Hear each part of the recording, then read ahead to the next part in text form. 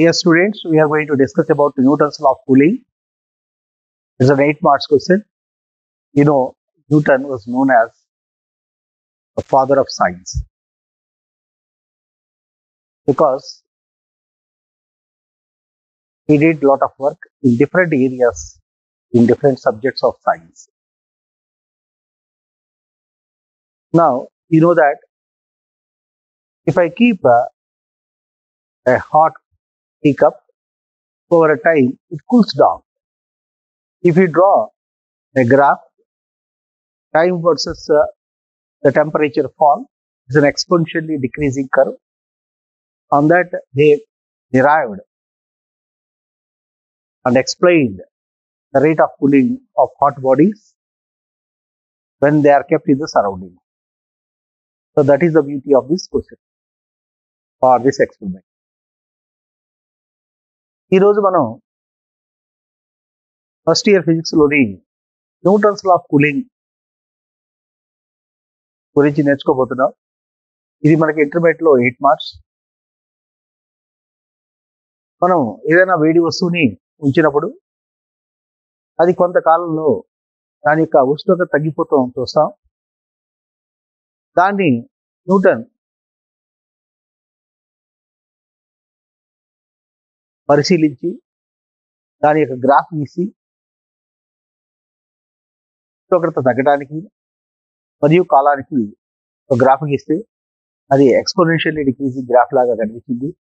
దాని నుంచి కొన్ని సమీకరణాలు రాబట్టి అది ఏ విధంగా చల్లబడుతుందో ఈ సమీకరణం తెలియజేస్తుంది. కాబట్టి ఈ రకంగా న్యూటన్ ఫిజిక్స్ లో కానీ కాకుండా సైన్స్ లో డిఫరెంట్ ఏరియాస్ లో మనకి చాలా నిత్య జీవితంలో జరిగే విషయాల గురించి కూలంకషంగా సమీకరణ రూపంలో అందరికీ అర్థమయ్యే రీతిలో ఎక్స్ప్లెయిన్ చేయడం జరిగింది. కాబట్టి అది ఫాదర్ ఆఫ్ సైన్స్ అంటారు. దాన్ని అందరూ ఒప్పుకున్నారు. కారణం ఏంటంటే ఆయన గొప్ప సైన్స్ లోనే చాలా కామన్ గా జరిగే విషయాల గురించి క్షుణ్ణంగా చెప్పినవాడు. Today we are going to discuss about this Newton's law of cooling. State and explain the Newton's law of cooling. State the condition under which Newton's law of cooling is applicable. ఇది ఇచ్చినప్పుడు కొన్నిసార్లు problem ఇవ్వటం కూడా జరుగుతుంది. ఒక example తీసుకుంటాం. ఇక్కడ a body cools down from 60 to 50 degrees centigrade in 5 minutes and to 40 degrees centigrade in another 8 minutes. Find the temperature of surroundings. ఈ ప్రాబ్లం అనేది కానీ లేకపోతే న్యూటన్స్ లా ఆఫ్ కూలింగ్ కానీ ఐఐటిలో కానీ నీట్లో కానీ ఎంసెట్లో కానీ తప్పకుండా ఒక క్వశ్చన్ రావడానికి చాలా అవకాశం ఉన్న సబ్జెక్ట్. కాబట్టి దీన్ని జాగ్రత్తగా చదువుకుంటే ఇంటర్మీడియట్లో 8 మార్క్స్ 4 మార్క్స్ లేదా కనీసం ఒక 2 మార్క్స్ వస్తుంది. ఇక కాంపిటేటివ్ ఎగ్జామ్స్ లో ఆలోచిస్తే దీని మీద గ్యారంటీగా ఒక పాయింట్ రావడానికి చాలా అవకాశాలు ఉన్నాయి. కాబట్టి స్టూడెంట్స్ అందరూ కూడా టాపిక్ ని జాగ్రత్తగా చదువుకోవాలి. Now we are going to understand about Newton's law of cooling and the statement. The rate of loss of heat of a body is directly proportional to difference of temperature of the body and the surrounding. కాబట్టి ఒక వస్తువు కోల్పోయే ఉష్ణ రాశి అనేది వస్తువు యొక్క ఉష్ణోగ్రత మరియు పరిసరాల యొక్క ఉష్ణోగ్రత భేదానికి అనులోమానుపాతంలో ఉంటుంది అని చెబుతుంది. The rate of loss of heat of a body is directly proportional to difference of temperature of the body and the surrounding. So if a body is very hot, the heat energy lost by it depends directly on what? The temperature of the body and the surrounding temperature. So this was explained by Newton. Now, how he explained this phenomena? After doing so many experiments, he arrived a formula for it. Explanation. The law holds good only for small difference of temperature. ఇది తక్కువ ఉష్ణోగ్రత భేదాలకు మాత్రమే పనిచేస్తుంది. Also loss of heat by radiation depends upon the nature of the surface of the body and the area of the exposed surface of the body. Kabatti, this also depends on two things. One is this loss of heat radiation depends on nature of the surface, whether it is rough or smooth, polished or unpolished, like that, and also area exposed. More area, more radiation. So this explains that factor also. So this is valid for small temperature difference, and this loss depends on the nature of the surfaces and the area of surface exposed for radiation. So the statement gives in the form of equation dq by dt is equal to some constant k into T2 minus T1. The negative sign here, it is indicating loss of heat. There is a loss, decreases with time. Q means heat energy, dt means time. So the loss of heat energy with the time equal to some constant K into T2 minus T1. Here T2 is the temperature of the body, T1 is the surrounding temperature. Where K is a positive constant depending upon the surface area and the nature of the surfaces of the body. Suppose a body of mass m, specific heat S is at a temperature T. Let T2 the temperature of the surroundings. Then if the temperature falls by a small amount dT2 in a time of dt, then the amount of heat lost is given by dq is equal to ms dT2. dq is equal to ms dT2.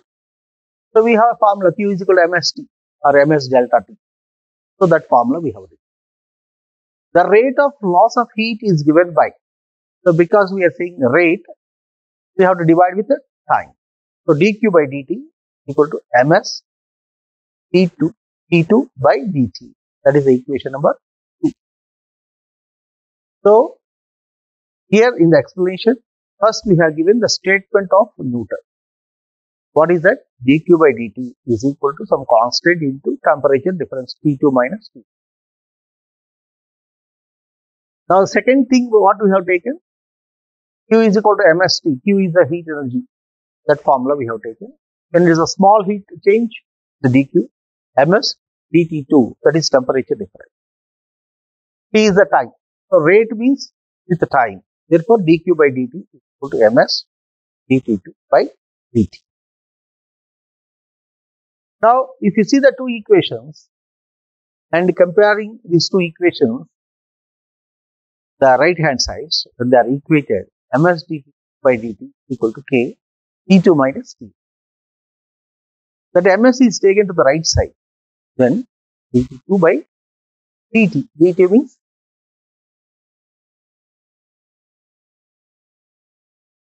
see here we have taken dt2 by T2 minus T1. T2 minus T1 is nothing but change of temperature is equal to k ms. ms is coming to the denominator. dt is going to the from denominator to other side, so it becomes to numerator. So here small k ms by dt is equal to minus capital K dt, where capital K is equal to small k by m. So this equation is now telling that the temperature loss by the body is nothing but proportional to dt. dt means change of temperature. So therefore dt2 by T2 minus T1 is equal to minus k dt. This is nothing but the formula coming from Newton's law of cooling. We are going to discuss about the conditions under which the Newton's law of cooling is applicable. At what conditions this can be applied? Loss of heat is negligible when conduction. Loss of heat is negligible by conduction and only when it is due to convection. So the first thing is that the body is losing the heat energy only by convection. There is no convection. You have to neglect it. Then only it's applicable. So no conduction, and it's only completely by convection. You know, the heat energy is lost in 3 different methods: conduction, convection, radiation. So conduction should not be there. Only by convection is possible. Next one. Loss of heat occurs in a streamlined flow of air. That is forced convection. That is when you keep any hot body under a fan, blowing air. That is called forced convection. Forced convection. So loss of heat occurs in a streamlined flow of air. That is nothing but forced convection. Temperature of the body is uniformly distributed over it. So every point of the body should have the same temperature. Uniform distribution of temperature. Next point, temperature difference between the body and the surroundings is moderate up to 30 degrees centigrade. In the screen, I think it's not clear. So you should write that one as 30 degrees centigrade or 30 Kelvin. The temperature difference between the body and the surroundings should be moderate. That is very small. It's around 30 degrees centigrade or 30 Kelvin. Both are one and the same. So these are the 4 conditions where the Newton's law of cooling can be applied. So what are they? Loss of heat is negligible by conduction. It's only completely by convection. Next one. The loss of heat occurs in a streamlined flow of air. That is nothing but forced convection. So the loss of heat is only by forced convection. Next one is temperature of the body is uniformly distributed over it. That is, every point of the body should have same temperature. The temperature difference between the body and the surroundings should be moderate. That is very small. It is up to 30 degrees centigrade or 30 Kelvin. Now we have given a problem here, saying that a body is cooling from 50 to 50 degrees centigrade in 5 minutes and to 40 degrees in further 8 minutes. Then what is the surrounding temperature? Very important model problem. So from Newton's law of cooling, you know that d theta by dt is equal to some constant k to excess temperature. So we have to take average temperature here. Why the average? Because there are 2 temperatures falling from one temperature to another temperature. Therefore, we have to take average minus theta naught. So where theta naught is nothing but surrounding temperature. So in the first case, it is coming from 60 to 50 degrees centigrade in 5 minutes. So if I write the values in the above equation, it is 60 minus 50 by time. What is the time? It's taking 5 minutes equal to some constant k into 60 plus 50 by 2 minus theta naught. If I simplify, 10 by 5 is equal to some constant k. 55 minus theta naught, equation number 1. Now I am going for next application. What is that? From 50 to 40, he is saying that another 8 minutes. So if I apply the values in the above equation, Newton's law of cooling, 50 minus 40 by time is 8 minutes is equal to constant k into 50 plus 40 by 2 minus theta naught. That is 10 by 8 is equal to some constant k into 45 minus theta naught. So we got 2 equations here. When you divide, 8 by 5 is equal to 55 minus theta naught by 45 minus theta naught. And cross multiplying and simplifying, and we get theta naught is equal to 85 by 3 comes as 28.33 degrees centigrade.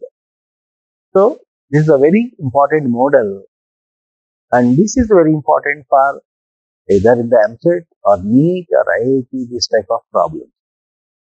So we applied 2 times Newton's law of cooling to solve this problem. The first case, it is cooling from 60 to 50 in a time of 5 minutes. Apply the first case. Second case, 50 to 40 in 8 minutes. Next, we applied the same readings or values in the Newton's law of cooling equation. And we got the two equations. So to divide equation 1 by 2, 8 by 5 is equal to 55 minus theta naught by 45 minus theta naught. From this, theta naught is 28.33 degrees centigrade. So with this, we completed this 8 marks question. Generally, the question part will be asked along with a problem. Here we have taken one problem, and in the examination they ask any other question also. ఈ రోజు మనం Newton శీతలీకరణ నియమాన్ని తెలుసుకోబోతున్నాం, దాని గురించి నేర్చుకోబోతున్నాం. ఇది general గా 8 మార్క్స్ క్వశ్చన్ ఇవ్వచ్చు, లేదా 4 మార్క్స్ కూడా ఇవ్వచ్చు. ఒక ప్రాబ్లం తో కలిపి ఇస్తే ఇది 8 మార్క్స్ గా ఉంటుంది. ఇక్కడ మనం ఉదాహరణకి ఒక ప్రాబ్లం తీసుకున్నాం. ఇది కాకుండా ఇంకేదైనా ప్రాబ్లం కూడా ఇవ్వడానికి ఆస్కారం ఉంది. సో ఈ క్వశ్చన్ ఏంటో చూద్దాం. న్యూటన్ శీతలీకరణ నియమాన్ని తెలిపి వివరించండి. న్యూటన్ శీతలీకరణ నియమము అనువర్తించడానికి కావలసిన పరిస్థితులు చెప్పండి. అంటే ఏ పరిస్థితుల్లో మనం అప్లై చేయొచ్చు. ఇక్కడ ఒక ఎగ్జాంపుల్ తీసుకున్నామండి. ఒక వస్తువు 60 డిగ్రీ సెంటిగ్రేడ్ నుంచి 50 డిగ్రీ సెంటిగ్రేడ్ చల్లబడటానికి 5 నిమిషాల కాలం పట్టింది. తర్వాత 40 డిగ్రీ సెంటిగ్రేడ్కు చల్లారడానికి మరొక 8 నిమిషాలు పట్టింది. అయితే పరిసరాల ఉష్ణోగ్రతని కనుక్కోండి అని అడుగుతున్నాను. కాబట్టి మనందరం చూస్తుంటాం, ఒక వేడి వస్తువుని మనం టేబుల్ పై ఉంచితే, ఒక వేడి అయిన వస్తువుని టేబుల్ పై ఉంచితే అది చల్లారుతూ ఉంటుంది. దానికి న్యూటన్ ఒక అబ్జర్వేషన్స్ తీసుకుని ఒక గ్రాఫ్ గీశారు. అది exponentially decreasing graph, time versus temperature, fall of temperature. దాన్ని ఒక సమీకరణ రూపంలో ఆయన నిరూపించారు. అది మనం నేర్చుకోబోతున్నాం. న్యూటన్ శీతలీకరణ నియమం నేర్చుకోబోతున్నాం. ఫస్ట్, వస్తువుకు పరిసరాలకు మధ్య ఉష్ణోగ్రత భేదము స్వల్పంగా ఉన్నప్పుడు ఆ వస్తువు కోల్పోయే ఉష్ణ శక్తి రేటు వస్తువుకు పరిసరాలకు మధ్య గల ఉష్ణోగ్రత భేదానికి అనులోమానుపాతంలో ఉంటుంది. ఇక్కడ ఏం చెబుతున్నారండి, కొన్ని పాయింట్లు నేర్చుకోవాల్సింది స్టేట్మెంట్ లో. సో వస్తువుకి పరిసరాలకు మధ్య ఉన్న ఉష్ణోగ్రత ఎట్లా ఉండాలి, స్వల్పంగా ఉండాలి. అలాంటప్పుడు ఆ వస్తువు కోల్పోయే ఉష్ణశక్తి రేటు అంటే కాలం దేనికి సమానంగా ఉంటుంది, దేనికి అనులోమానుపాతంలో ఉంటుంది, వస్తువుకు మరియు పరిసరాలకు మధ్య గల ఉష్ణోగ్రత భేదానికి అనులోమానుపాతంలో ఉంటుంది. సో దాన్ని ఈక్వేషన్ రూపంలో రాసామండి. వస్తువు కోల్పోయే ఉష్ణశక్తి rate is equal to dE by dt proportional to T minus TS. dQ by dt కూడా రాసుకుంటాం. ఈ రాసాం, Q కూడా రాయొచ్చు. dQ by dt proportional to capital T minus TS. TS అంటే సరౌండింగ్ టెంపరేచర్, పరిసరాల ఉష్ణోగ్రత. T అంటే వస్తువు యొక్క ఉష్ణోగ్రత. DE అన్నాం అంటే ఉష్ణ రాశి, dt అంటే కాలం. కాబట్టి ఒక వస్తువు కోల్పోయే ఉష్ణ రాశి రేటు అనేది దేనికి అనులోమానుపాతంలో ఉంటుంది, వస్తువు యొక్క ఉష్ణోగ్రత మరియు పరిసరాల ఉష్ణోగ్రత మధ్య తేడాకి అనులోమానుపాతంలో ఉంటుంది. సో ఇది స్టేట్మెంట్ అండి. పరిసరాలకు వస్తువుకు మధ్య ఉష్ణోగ్రత భేదం స్వల్పంగా ఉన్నప్పుడు ఆ వస్తువు కోల్పోయే ఉష్ణశక్తి రేటు వస్తువుకు పరిసరాలకు మధ్య గల ఉష్ణోగ్రత భేదానికి అనులోమానుపాతంలో ఉంటుంది. That is the statement of this. ఇప్పుడు నేర్చుకోబోతున్నామండి. ఆ చెప్పిన దాన్ని ఈక్వేషన్ రూపంలో రాసి ఇక్కడ క్యూ రాస్తున్నాం. ఇందాకేమన్నా ఈ అన్నాం, ఈ రానా క్యూ రెండు ఒకటేనండి. So minus dQ by dt is equal to K some constant T2 minus T. ఈ నెగటివ్ సైడ్ ఏం చెబుతుందంటే ఉష్ణరాశి కోల్పోవటాన్ని, నష్టాన్ని చూపిస్తుంది. ఇక్కడికి ధనాత్మక స్థిరాంకం. దీని విలువ వస్తువు ఒక ఉపరితల స్వభావం, వైశాల్యంపై ఆధారపడుతుంది. కాబట్టి ఈ K విలువ దేని మీద ఉంటుంది, ఉపరితల స్వభావం మరియు వైశాల్యంపై ఆధారపడింది. ఇక S అనేది విశిష్టోష్ణ సామర్థ్యం అయితే, S ద్రవ్యరాశి అయినప్పుడు T2 ఉష్ణోగ్రత వద్ద ఉందనుకుంటే, పరిసరాల ఉష్ణోగ్రత T1 అనుకుంటే, DT కాలంలో స్వల్ప పరిమాణంలో ఉష్ణోగ్రతలో తగ్గుదల T2 అనుకుంటే, నష్టపోయిన ఉష్ణ పరిమాణము సో మనకి ఫార్ములా ఉందండి, Q is equal to MST అని ఫార్ములా. సో రాసుకుంటామండి, dQ అంటే స్మాల్ క్వాంటిటీ ఆఫ్ హీట్ అనేది. dQ is equal to MS dt2. నష్టపోయిన ఉష్ణ రేటు కింద విధంగా ఇవ్వవచ్చు. రేట్ అంటున్నాం కాబట్టి టైంతో డివైడ్ చేయాలి. dQ by dt is equal to MS dt2 by dt. ఇప్పుడు ఫస్ట్ సమీకరణం ఎవరు ఇచ్చారు? న్యూటన్ ఇచ్చారు. రెండో సమీకరణం ఇచ్చారు మన ఫార్ములా, హీట్ లో formula Q is equal to MS. ఈ రెండు సమీకరణాలు మనం చూస్తే లెఫ్ట్ హ్యాండ్ సైడ్స్ ని ఈక్వేట్ చేసుకుంటే సమానం కాబట్టి రైట్ హ్యాండ్ సైడ్స్ ని ఈక్వేట్ చేశాం. MS d2 by dt is equal to some constant k into T2 minus T1. T1 అంటే పరిసరాల ఉష్ణోగ్రత, T2 అంటే వస్తువు యొక్క ఉష్ణోగ్రత. ఇప్పుడు దీన్ని కొంచెం రీఅరేంజ్ చేసామండి. dt2 by T2 minus T1 is equal to minus k by ms into dt. So ఇది మనం న్యూటన్ సూత్రం నుంచి మనం రాబట్టిన సమీకరణం.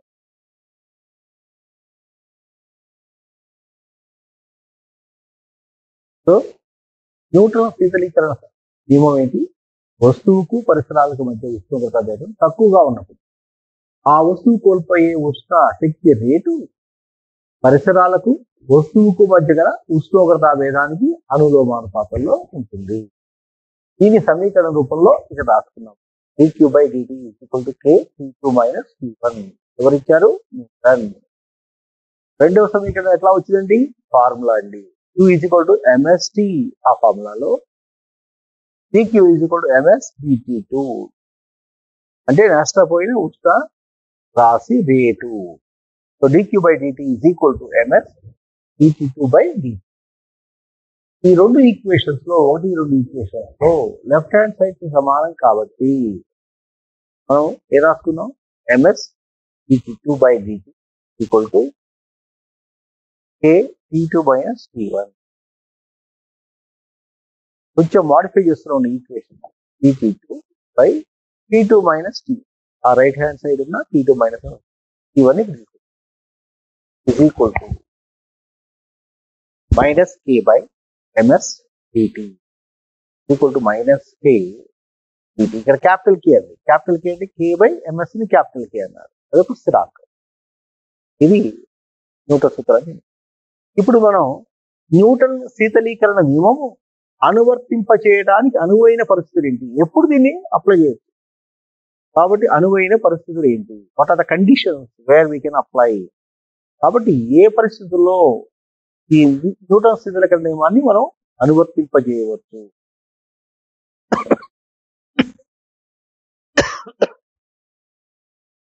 వహనం ద్వారా నష్టం విస్మరించదగినంత తక్కువగా ఉండి కేవలం సంవహనం ద్వారానే ఉష్ణ నష్టం జరుగుతుంది.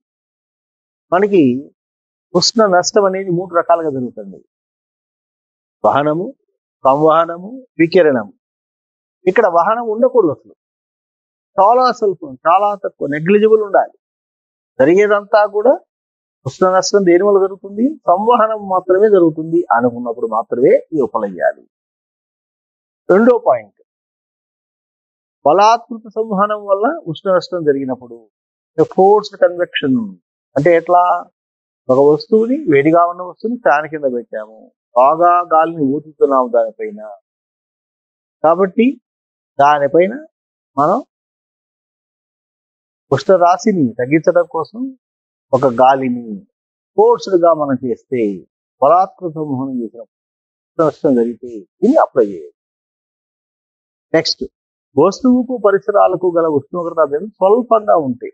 అంటే సుమారుగా అది 30 కెల్విన్ ఆర్ 30 డిగ్రీ సెంటిగ్రేడ్ ఉండాలి. తక్కువ టెంపరేచర్ డిఫరెన్స్ మాత్రమే ఇది అప్లై చేయవచ్చు. సో వస్తువుకి పరిసరాలకి భేదం తక్కువగా ఉండాలి, అప్పుడు మాత్రమే ఇది అప్లై చేయవచ్చు. ఇంకా వస్తువుపై ఉష్ణోగ్రత ఏకరీతి వితరణలో ఉన్నప్పుడు.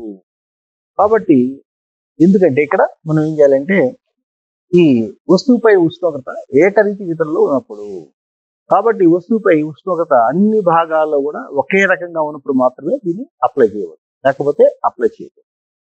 కాబట్టి ఈ 4 పాయింట్స్ ఉన్నప్పుడు ఈ న్యూటన్ శీతలీకరణ నియమాన్ని మనం అప్లై చేయాలి. మళ్ళీ ఒకసారి నేర్చుకుంటామండి. దీంట్లో వహనం ఉండకూడదు, సంవహనం మాత్రమే జరగాలి, సంవహనం ద్వారా మాత్రమే ఉష్ణ నష్టం జరగాలి. నెక్స్ట్ బలాత్మక సంవహనం మాత్రమే ఉండాలి.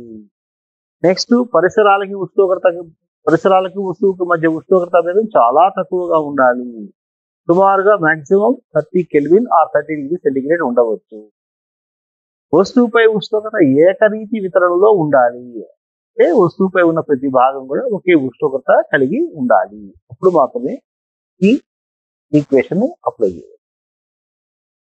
ఇక్కడ ప్రాబ్లం ఇచ్చారండి, ఆ ప్రాబ్లం నేర్చుకోబోతున్నాం.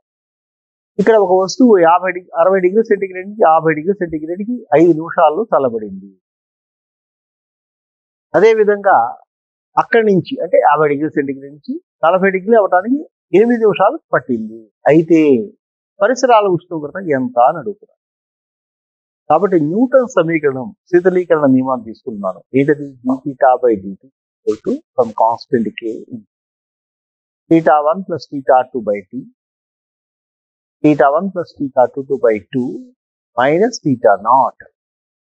న్యూటన్ శీతలీకరణ నియమం ఏంటంటే dθ/dt constant k into θ1 + θ2/2 minus θ0. θ0 అంటే పరిసరాల ఉష్ణోగ్రత. వస్తువు యొక్క ఉష్ణోగ్రత ఎక్కడి నుంచి ఇక్కడ మారింది? θ1 నుంచి θ2. ఎంత కాలంలో? dt కాలంలో. సో ఈ విలువల్ని దాంట్లో రాస్తున్నామండి. కాబట్టి మొదట 60 నుంచి 50 కాబట్టి 60 - 50 పై టైం 5 నిమిషాలు ఉన్నాయండి. 5 నిమిషాలు అంటే దాన్ని సెకండ్లో మార్చుకుంటే 300 అవుతాయి. సో 300 రాసామండి. k into 60 + 50/2 minus θ0. కొంచెం సింప్లిఫై చేస్తే ఆ డిఫరెన్స్ 10 అండి by 300 = k into 55 minus θ0. So equation 1. లేదా 10 కూడా క్యాన్సిల్ చేస్తే 1/30 = k ఇంటూ 55 మైనస్ θ0. రెండో కేసు తీసుకుంటా ఉంటే రెండో సందర్భం, అది వస్తువు 50 నుంచి 40 డిగ్రీ సెంటిగ్రేడ్ చల్లారింది. ఎంత టైం పట్టిందండి? 8 నిమిషాలు పట్టింది. సో మళ్ళా న్యూటన్ శీతలీకరణ నియమాన్ని రాస్తుంటే 50 నుంచి 40. సో 50 - 40 బై టైం 8 minutes సెకండ్లో మార్చుకున్నాము. 6 = కాన్స్టెంట్ k 50 + 40/2 మైనస్ θ0. θ0 అంటే పరిసరాల ఉష్ణోగ్రత. సింప్లిఫై చేస్తే 10/480 k ఇంటూ 45 మైనస్ θ0. ఇంకా సింప్లిఫై చేస్తే 1 = 48 k 45 మైనస్ θ0. ఈ రెండింటిని మనం సాల్వ్ చేస్తే మనకి ఏమొస్తుందంటే θ0 = 28.33 వస్తుంది. కాబట్టి ఈ రెండు సమీకరణాలు మనకు వచ్చినాయి. డివైడ్ చేసామనుకోండి ఆ రెండు సమీకరణాలు ఏమొచ్చింది? θ0 28.33 సెంటిగ్రేడ్. కాబట్టి ఈ విధంగా ఈ ప్రాబ్లం మనం చేయడం జరుగుతుంది. కాబట్టి న్యూటన్ శీతలీకరణ నియమాన్ని 2 సార్లు అప్లై చేశాం. ఇచ్చిన డేటాని దాంట్లో రాసి ఆ రెండు సమీకరణాలని డివైడ్ చేస్తే మనకి క్రాస్ మల్టిప్లై చేస్తే θ0 వస్తుంది. ఇది ఇంటర్మీడియట్కే కాకుండా నీట్ ఐఐటి కూడా ఉపయోగం. కాబట్టి మీరందరూ కూడా బాగా చదువుకుని ప్రాబ్లమ్స్ చేసుకుని ఇదే ప్రాబ్లం ఒక మోడల్ చేద్దాం. మిగతా ప్రాబ్లమ్స్ కూడా ఉన్నాయి టెక్స్ట్ బుక్లో. అవన్నీ నేర్చుకుని ప్రతి పరీక్షలో వచ్చే ఈ మార్కులు కంప్లీట్గా మీరు పొందాలని మేమందరం కూడా expecting from your side. Thank you.